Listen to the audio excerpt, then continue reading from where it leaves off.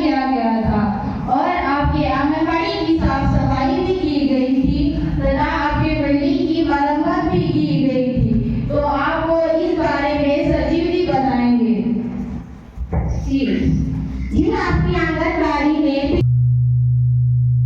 जय जवान सरपंच जी। जय जवान। और गाँव वासियों को भी जय जवान। जय जवान। सरपंच जी, हमारे गांव में बाढ़ आने से पुल टूट गया है, जिससे हम लोगों को आने जाने में दिक्कतें होती है। और सरपंच जी, समस्या यह है कि हमारे गांव के सड़कों में कई गड्ढे भी हो गए हैं, जिससे लोगों को दुर्घटना होने की संभावना है। तो सरपंच जी, आप जल्द से जल्द सड़क की मरम्मत करा दें और पुल भी बनवा दीजिए। जी, आपकी समस्या का समाधान किया जाएगा।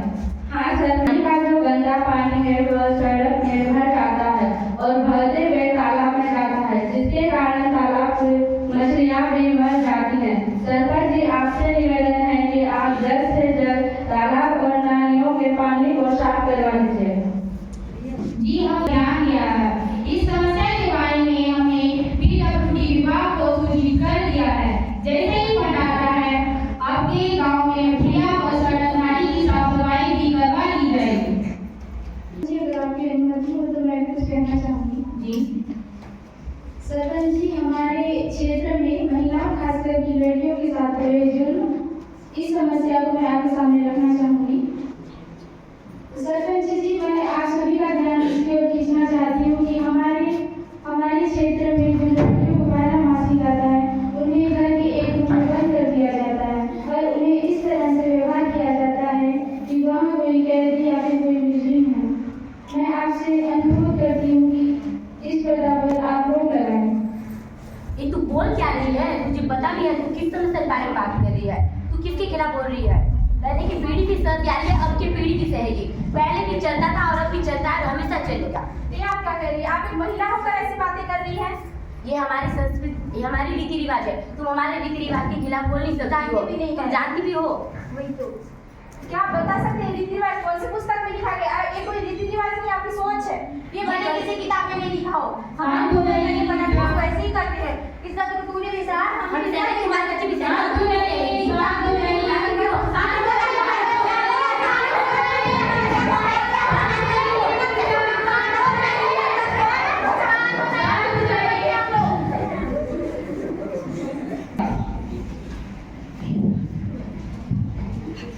इस रीति रिवाज में महिलाओं के साथ अत्याचार हो रहा है।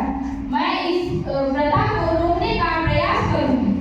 सरपंच जी, आगे तो जाते हैं ना, कोई 2 वर्षों से चलती आ रही है रीति रिवाज, आगे भी चलेगी।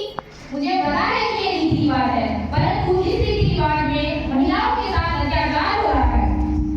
अगर हमारे देश में महिला सुरक्षा और उत्पीड़न से संबंधित कोई कानून है तो मैं एसआई की जनता जी से निवेदन करती हूँ कि वे इस समस्या के बारे में बताएं। सरपंच जी, यहाँ पे आए हुए गाँव वासियों को भी नमस्ते।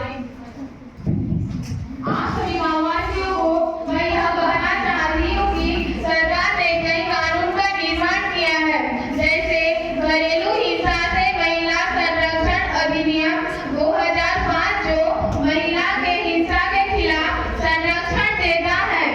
महिला थाना हेल्पलाइन नंबर 1098 पे कॉल करके अपनी समस्या बता सकते हैं। धन्यवाद। सरपंच जी, जय जोहार। जय जोहार। गाँववासी जय जोहार। सरपंच जी, मैं आपको कुछ कहना चाहती हूँ। जी बोलिए।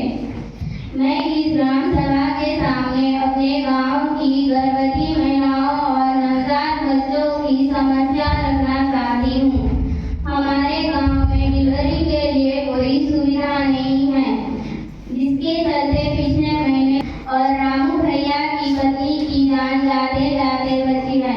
सरपंच जी से अनुरोध करूंगी कि इस समस्या पर ध्यान दिया जाए। धन्यवाद। जी, आपकी इस समस्या के बारे में हमारे गांव के आशा वर्कर जयंती जी बताएंगे।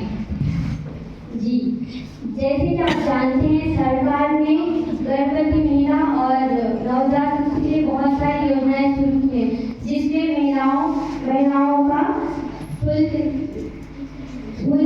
डिलीवरी और